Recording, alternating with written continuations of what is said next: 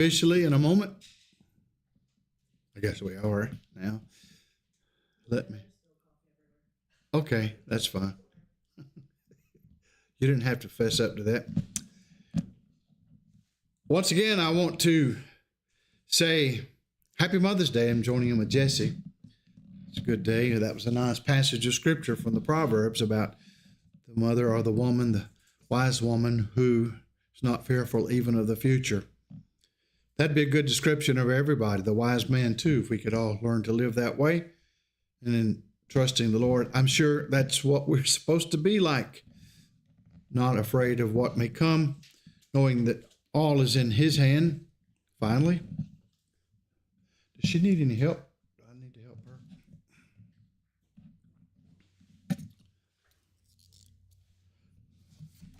We are in the book of Exodus. Last week, we took a time out and I talked about some practical issues regarding evangelism. I want to remind everyone, of course, that thank you, Ron, for putting this blurb in the bulletin. Tonight, the Lord willing, we're planning to meet at the church building at, let's just say 6 o'clock. Well, in the fellowship hall in the back of the building, come together for a meal and preparation, planning, and the operation of our continuation of Sunday for the Savior. We used to call it, Monday for the Master? And then we had another cute name that Brother Leroy had come up with. What was that? When we did it once a month, 10 Sundays for the Master or something of that nature. Trying to remember, but for a while we conducted that, and then, well, things arose, perhaps the virus, I'm not sure, and kind of prevented us from continuing with that. But I think we must, in order for us to be able to make the kind of dent in this community that God expects for us to make. So our task is evangelism. It is also to recover the erring, all a part of the work of saving souls. There's much to be done, and I suppose this evening the main thing we'll need to do is to come up with a good outline for how to tackle the problems we face here in this community in terms of reaching the lost and in terms of even encouraging the wayward, those who are weak and maybe are showing signs of leaving. We want to do all of those things. All of that's part of the work of the church. It involves everyone, not just a few, but all of us. So now we go back to the book of Exodus, and I think we're in chapter 22, are we not still? As I said, it was a hiatus last week. We took time out for something else. And I think we had discussed the goring of the ox, or is it chapter 23 or chapter 22, perhaps? 22, what? 15. Right. Well, I think we perhaps also did discuss 16 and 17 and 19, 18 and 19. Well, let's just start with 20. We'll move on. There's several things here that are of benefit. Whatsoever things were written aforetime, writes Paul, Romans 15 and verse 4. He says, were written for our learning and admonition. So he was talking about the Old Testament scriptures, and he means there are many principles we can glean from a study of what some would just call the Old Bible, Genesis through Malachi. And as we do so, there's much that we can appreciate that perhaps in the past we didn't always emphasize in our fellowship as we should. Now, I'm not saying we didn't study the Old Testament. We've always done that, but I know we understand we're not under it as law per se. We're under the new covenant, obviously. And so that's why the New Testament is precious and we spend the bulk of our time on it. But to better understand the New Testament, knowing the Old Testament background is a real plus. And obviously we see that. So now let's go to verse 20 of Exodus 22. I'm reading from the ESV. Whoever sacrifices to any god other than the Lord alone shall be devoted to destruction. So that's a very stern warning. I think we might have mentioned this before. We don't need to elaborate. It's obvious that God has always taken a very unfavorable view toward idolatry. It is a grievous sin, a terrible sin. When it comes to questions about the nature of God, There's so much misunderstanding. Just this morning, for some reason, a short came up on YouTube that I guess had come off of TikTok. I'm not into that sort of thing, the latter. I don't like Chinese propaganda. But this YouTube video was about a minute long from a limey who thought he had figured out the one knockdown argument of all Christianity. And so it says, obviously, the Bible cannot be right and Christianity is false. For this reason, in John chapter 17 and in verse 2, Jesus said in his prayer to the Father, "Thou art the only true God." Well, he said, if the Father, let's look at verse 3. If the Father is the only true God, then Jesus could not be God. Therefore, the Bible is wrong because it claims Jesus is God. QED, the Christianity is false. Boy, what a brilliant limey. I hate to say this, but no, I don't hate to say this. I'm glad to say, and I will say this willingly. I'll say that he was wrong on several counts. First of all, he didn't even look in the first two verses where he talked about glorify thy Son. So already Jesus claims to be the Son of the only true God. And then he goes on to say in several verses later in the same passage, I and the Father are one. So if God the Father is the only true God and Jesus and the Father are one, then he's making that claim. So sorry, Buster, you didn't get very far with that one. But it shows that our concept of God matters. It's important. And our concept in the New Testament of Christ, of course, as the Son of God. So idolatry has always been frowned upon in Scripture. It is a grievous sin. And that's what he means by sacrificing to any God, another worshiping other gods.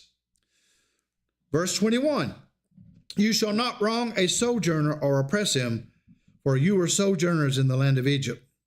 Now, again, sojourner means, I think we might have briefly mentioned this. In this context, a sojourner is a foreigner. It'd be a resident alien. It'd be an alien in your midst. For you were sojourners in the land of Egypt. So in other words, Egypt was not your territory, not your country.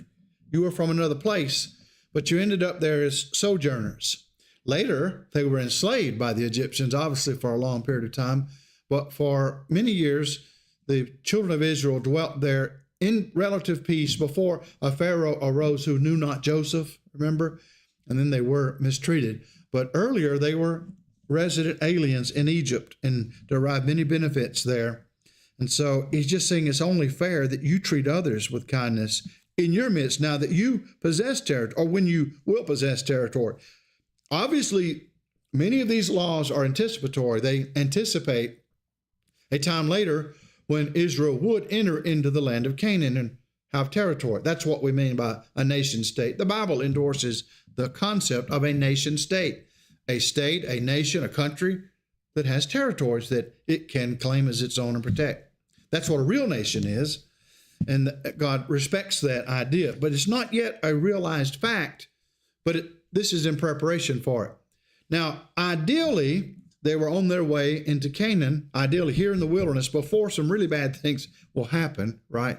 We know what those things are. But ideally, while they're in the wilderness, you're thinking, it won't be long, we'll be in Canaan, we'll possess it. And that was God's plan for them. But what delayed that for 40 years? Well, it was their rebelliousness, their sin. They were sinful against God, and so that generation would end up dying in the wilderness, while their little ones would grow up and mature and would finally enter into the land of Canaan. Now that someone has come back in the room, I'm going to stop and paraphrase and just have a parenthetical statement and say I want to congratulate our nurse, Nurse Susan. She graduated, Thursday, this past Thursday. And we are so proud of her, and hope that everything works out well with her plans for the future. And if I fall out in the podium right here, I expect you to keep me alive. It's your job now. We all look at it that way. Thank you. Great. All right. So now let's move back and continue with our study. Don't mistreat them, verse 22. You should not mistreat any widow or fatherless child. So again, a widow would be easy to mistreat if you've got power. If you're a moneyed person with a lot of land and servants, and if you found an orphan, orphans can't do a lot. They don't have family behind them usually that are going to fight back if you try to mistreat the kid. So you can get away with mistreating them pretty well. You can do that. It's easier to do that, to mistreat a widow. There's no husband and maybe no children around either.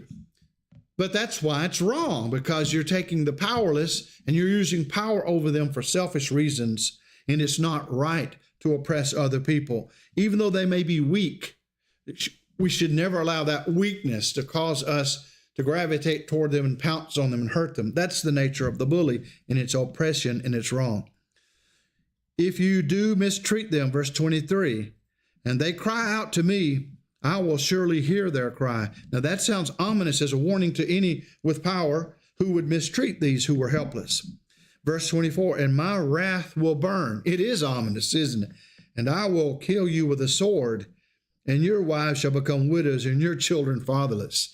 Now that's what we call what they call it, the lex talionis, I think is the expression, meaning the law of eye for an eye and tooth for a tooth. In other words, the law of equal punishment for a crime. The punishment is commensurate with the crime. It fits the crime. So that it would only be fair that happens to you. Verse 25. Now this is very controversial to people today. And I'm not going to tell you I'm an expert. First of all, I don't know much about economics because I'm a poor man. Since I never managed a lot of money, I don't know much about it. Some of you can tell me a lot more, maybe. But secondly, there's some things here that disturb modernists. Let's just look at it. If you lend money to any of my people with you who is poor, in other words, now, what do we got set up here? What's the first clause? If you lend money, all right, we're talking about money, and you loan some money, you lend money to anybody who's in the midst of Israel, an Israelite, and that Israelite is poor. Why did you lend money to the poor? What was probably the motive? Well, if they're poor, they don't have many resources. They probably need the money, right? So you're lending them. This is a charitable loan. It's out of kindness to those who are in need. All right. You shall not be like a money lender to him. What are money lenders? Any in our society? Yeah, I'm being facetious by asking that. You should not be like a money lender to him. You shall not exact interest from him. Now, the King James says usury, I think. And the problem with that word for us, not necessarily when it was first translated in way back 1611, but in modern English, usury normally refers to exorbitant interest that's way out of proportion. And I've had to pay that many times. So if you, not that I go to loan sharks, but there are many loan sharks out there disguising themselves as what credit card companies and used to be those who provided capital for truck drivers in the truck driving business. You needed capital to run regularly, so you would factor your invoices, and they would take a huge amount off the top, ostensibly 3% of what you earned. But after all their junk fees were thrown in, it was more like 5 or 6%. So it's several tens of thousands of dollars sometimes a year. And that's quite a bit they make. So I've seen that happen. I know it's true. These are the money lender types. And they are in the business of lending money to make money. That's why they're using, they're renting money. They're renting the money out to people and expect them to pay rent on the money that they have rented out to them. So this is a different situation. Here's someone who's in need, a poor brother in Israel. You give to him or to her, a sister. You lend money. You don't give, you lend it. You expect them to pay you back when they're able, but they don't pay you back with interest. Interest is the right translation. Not usury now, because for us now, usury, so anybody would look at this and say, oh, well, that just means you shouldn't charge a whole lot for interest. No, it means you don't charge interest, period. That's what the law of Moses was saying under these circumstances. Verse 26, similarly, this is a similar kind of thing. Well, let's just stop and see if there's any discussion about this without being political or too social. But this is a major problem. I think the gauge of a society's righteousness or justice, overall justice, systemic justice or systemic injustice, could be partly on how it uses money. Would you not say that's true, to take money as a weapon toward others? Of course, it has always been. Power comes from money, and money can be used to hurt other people. It can be used to get your own way. So obviously in the political realm, money talks, and we know that's not what our framers of the Constitution, the founding fathers of our country had in mind, although most of them were resourceful men. Thankfully, they were, so they could pull it off, the revolution. But I don't think they had in mind that this would be an oligarchy, that it is becoming. An oligarchy is where an oligarch, or a rich person, is in control for being rich, like Russia is, right out, explicitly an oligarchy. But it's not the only country like that. There are many that way. And when countries get old and get corrupted morally, oligarchies, aristocracies just naturally arise. The one with the money use their money to smash down everybody else that can't fight back. They can pay for the best lawyers in court. They pay for the judges. They buy the judges and own them. So obviously money can be abused. And in this case, it's what we used to call usury. Better just to call it interest. Don't exact interest. Now, obviously, this doesn't mean you could give money. That's your prerogative too. If it's your money, you could give it. You could donate it and expect nothing back. But if it's a loan, in other words, you're not able to part with all this money forever. You will need it for your own family eventually. But you see a specific need, you can loan the money, and then the person who receives it should pay it back, should be obligated to pay it back, but pay back just the principal in this case. Now, I know a lot of bankers today won't like this passage. It might unnerve them. So here's the question, I guess, it usually comes up. Nobody's asking this. In a Bible class like this, usually it will arise, well, is it wrong for banks to charge interest?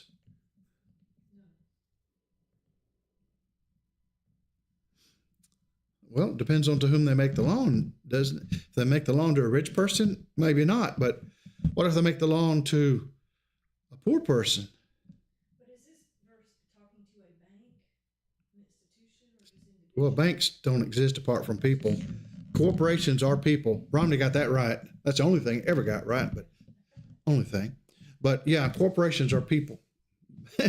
So, what do you say? What do y'all? I guess you're right. They should look at each individual case. Maybe it shouldn't be the same interest across the board. You think? You're saying you can't be a Christian and work for a bank. I'm asking, what do y'all think? I'm right now just offering this for discussion, because usually it is discussed when it's read. Usually there are questions about this. I would say a Christian individual shouldn't charge interest to another Christian to follow this principle through, but I hadn't really thought about it in regard to a bank. That's what I assumed it was talking about myself. That if you're talking about if you're a member of the church and you loan somebody some money, another brother or sister, you have to charge them interest. I wouldn't do that anyway. I'd probably just give them the money if they needed it. You don't expect the money back. Oh, you're just talking hypothetically. Well, it's my money to do with it. Yeah. So I would determine that. But ultimately, if I'm giving money and expecting interest, but to your point, the bank, you don't have to go borrow money from the bank, and if you do, then you know the rules. You're gonna have to pay back with interest. So it exists to make money, but ultimately, is it wrong for a bank to operate on that principle? Well, should banks have existed, or entities like banks in ancient Israel? I mean, Israelite to Israelites, not necessarily loaning out to foreigners, but what about Israelites to Israelites? Your question is part of a larger question, which is, should the government give people money to do nothing? Should they, give welfare? That's the job of Christians, is it not? Is it to provide for our fellow man, ultimately? And when we cede that responsibility over to the government, then we're just letting the government make the rules. I don't know that technically we did cede it to the government. It's just in a democracy like ours, when you corrupt it, you buy votes. And that's the best way to buy votes. Monthly paycheck. I mean, let's just call it for what it is. That's obviously what that is, buying votes for certain groups. Well, now that's not to say that people are not helped. There are those who need it, can get help from the government. But you're right. The primary charitable institution should be the Lord's people, the church. We have failed in that. So anyway, it's not the question. It's not that question. It's the question of lending money. It's the question of loaning it. Should banks exist? And some have thought, no. I wonder about in ancient Israel. You could say, well, somebody could argue, if he needs to borrow the money, he's obviously not as well off as the one with the money. You would not think, right? So he's poor by definition in comparison, and therefore you should not charge interest. but that may not be true, because look at today, President Trump, for his real estate business, as I understand it, had to borrow money. That's just the way you operate when you're building big buildings and stuff. He borrowed a lot of money. He always paid it back. Always paid it back, of course, with interest. Of course, he did such horrible harm to people because he had real high expectations of the worth of his property. And we're not going to get into that. The absurdity of our country. All that's just low down lawfare, just dirty politics. But we're looking at an issue, and I'm surprised most of the time in classes like this, people will say, it looks to me like it's saying it'd be wrong for a bank to charge interest for credit card companies. But usually the reply was, most of the time in the past, we weren't always careful to define our term. And the reply would be, well, it says usury, which means exorbitant interest. Oh, okay. So a little bit is fine, and that's judgment call. But actually, in this particular context, it means no interest at all. None whatsoever.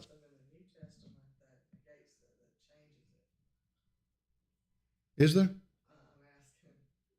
I'm thinking out loud. That's a good question.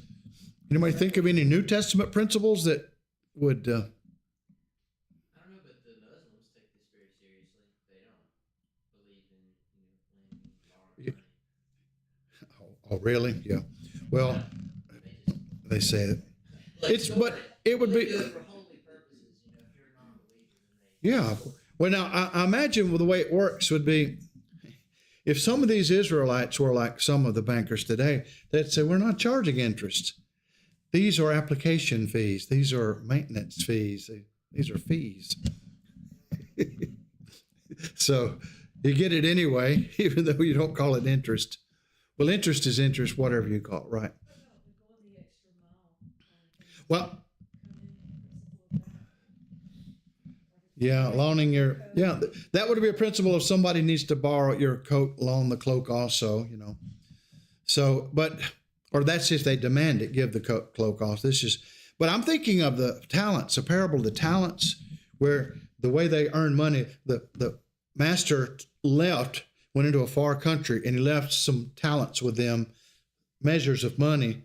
And the wise man, one of them, went out and made 5 other talents. Now, how did he do that?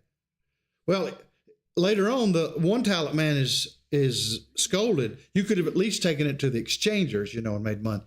Also, we look at that's one situation there. So it looked like that parable just recognized the reality that sort of thing was going on in New Testament times. Good question there. Not necessarily that it endorsed that, especially for the poor.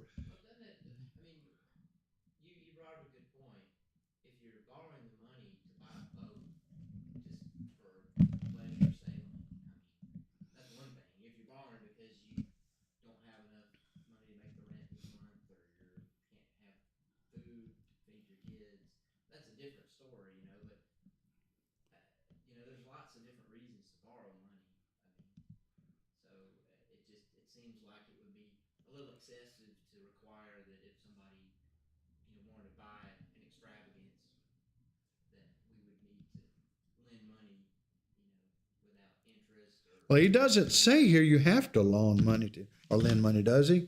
I don't know that there's it says if you lend money.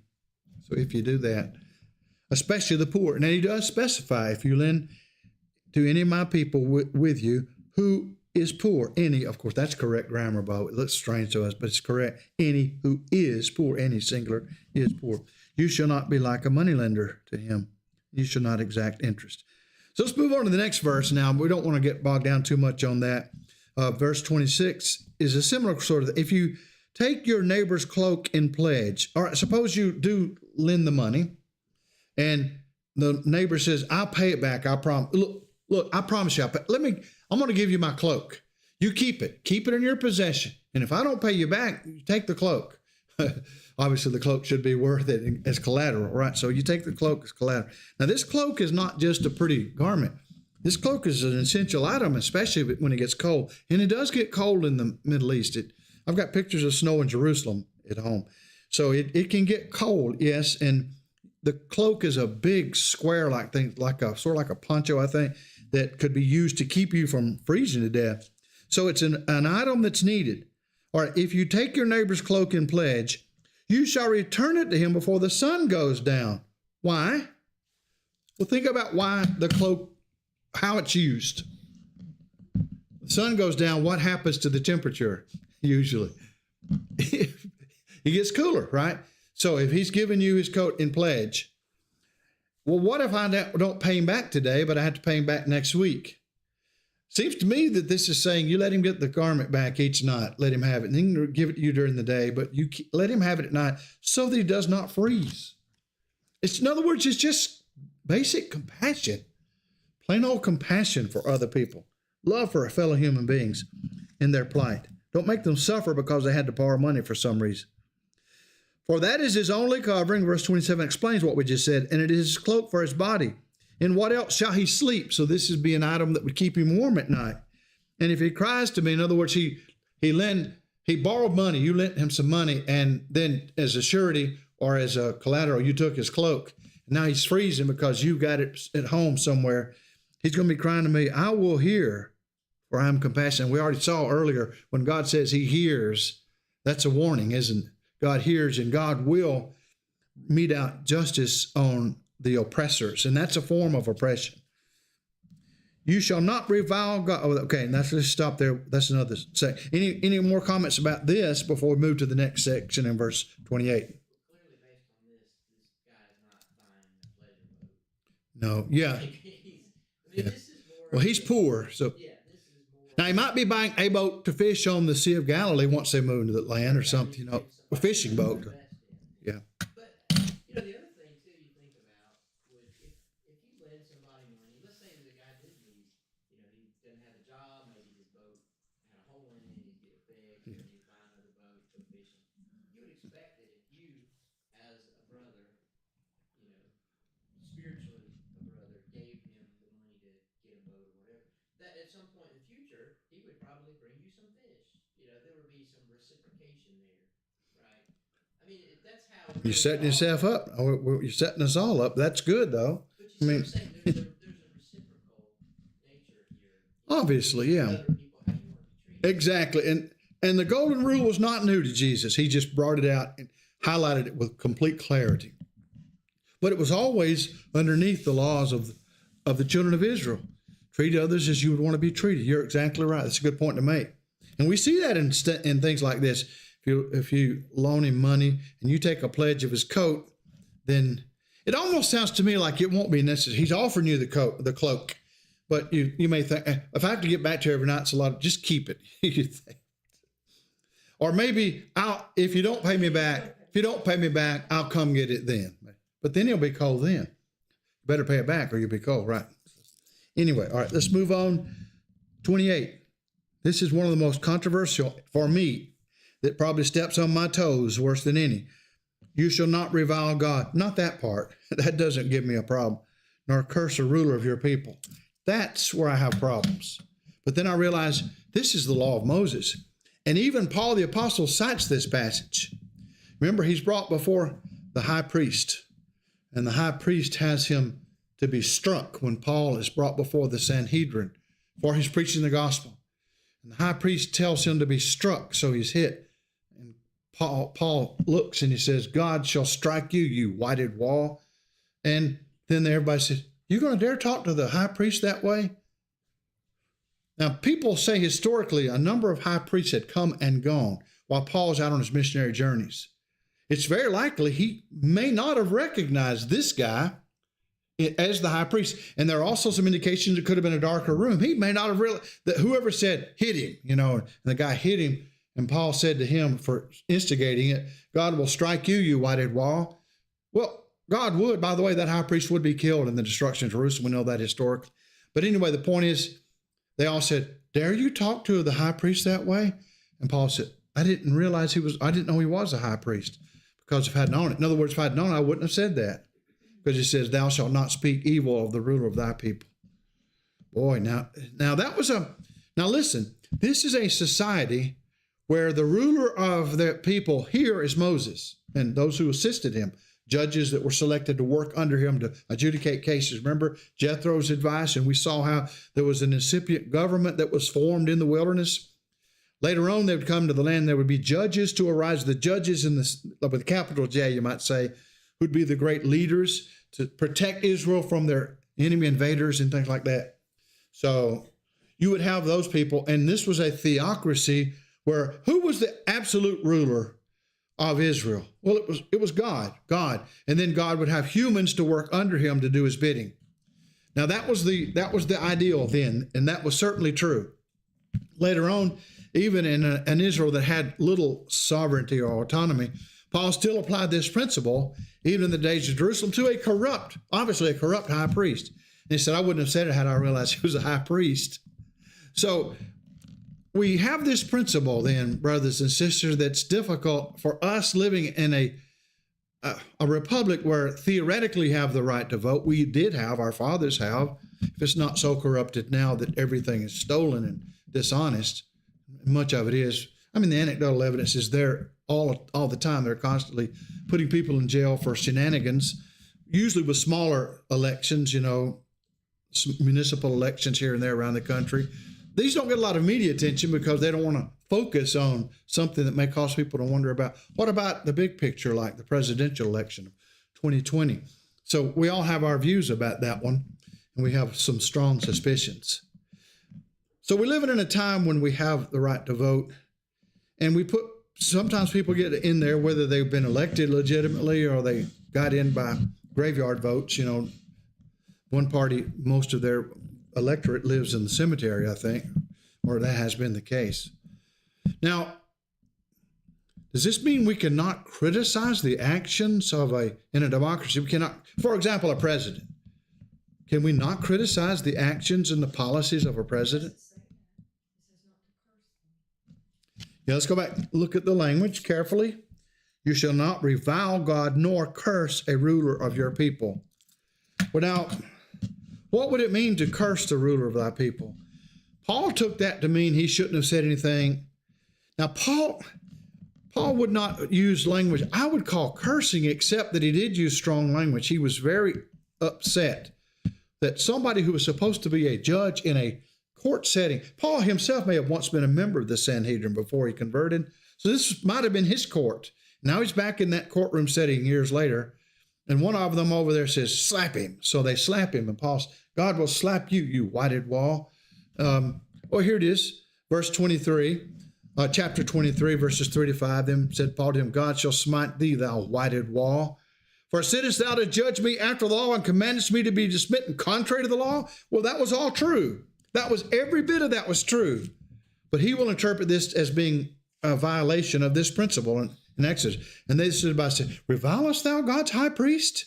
Then said Paul, I wish not, brethren, he was the high priest. I didn't know. For it is written, thou shalt not speak evil of the ruler of thy people. So Paul applied that even to that circumstance where obviously it was a rogue high priest who was doing a bad thing. So I guess we've got to be careful. But now, the nature of democracy is a democratic republic like ours. The system is set up so that there's supposed to be debate. And when there's debate, there are implicit criticism. The other side's not doing it right. This president's not doing it right. We should do it better, and so on. So obviously there are going to be criticism. That's just the nature of debate. And where there's free speech, debate is open and fair.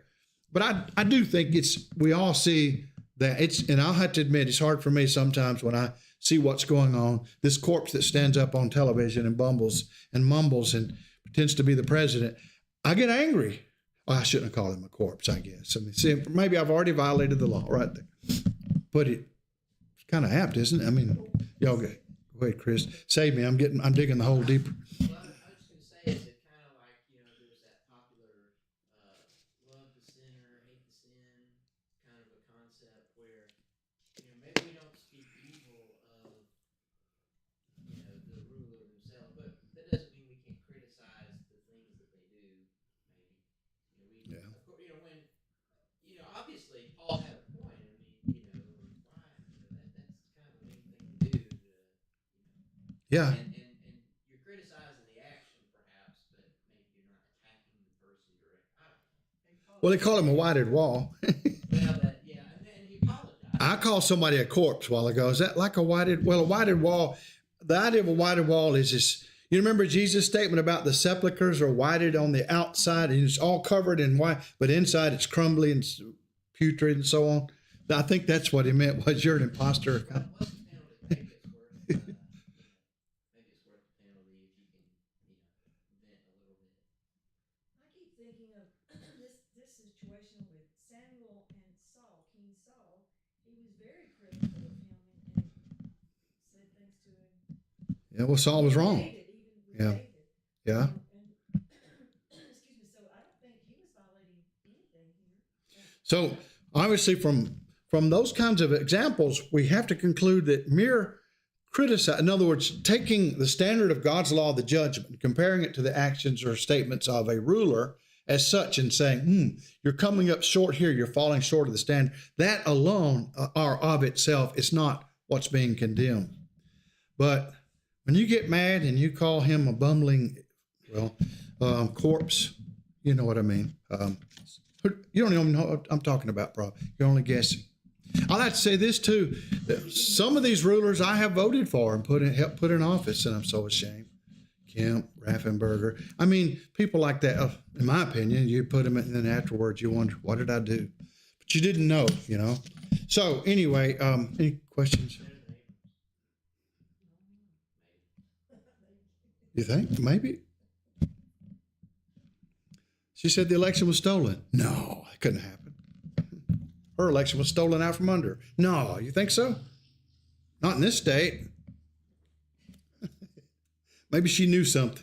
Anyway, that's another subject altogether. We are about to embark on such a season where we worry about that greatly. We want honesty in government, good government. So I think the point we have to take away is we have to be careful.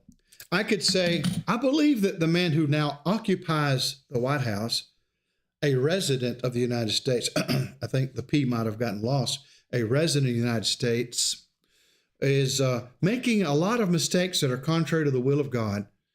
And therefore, I myself could never vote for such a person because I don't want to help that person to get in.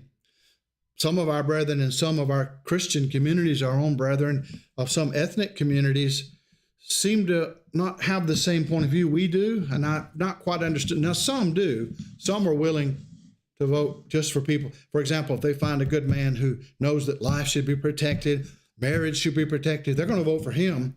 But there are others who, out of tradition or whatever, vote for the other side for whatever reason. That's their prerogative, of course, in this country. Just wonder about their priorities. And I know I myself could not willingly do that, vote for somebody I know is going to stand up for murdering babies and homosexual marriage, so-called, and things like that. I just could not do so in good conscience. Now, you could say, yeah, but when you vote for somebody and you think he's pro-life, he may end up being pro-choice later on. That's true. You can get deceived. We just have to go on the information we can possibly get.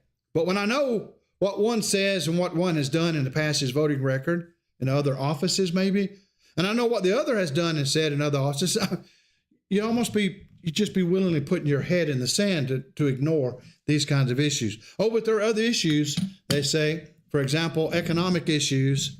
Who's going to make it fair? Who's going to take that money from the rich and give it to the poor people? I mean, some people think that's the one issue. So that trumps life, it trumps marriage, it trumps all the immorality that's going on, just so as long as they take that money and give it to the poor. Chris brought up a good point a while ago, didn't he, about how, and we mentioned that how often it's just a matter of buying votes, and it's a very sordid, very underhanded way. It's transparent what's going on, and it works. Obviously, it works, right? They're still in office, many of them, by hook or crook, but they're still there. So anyway,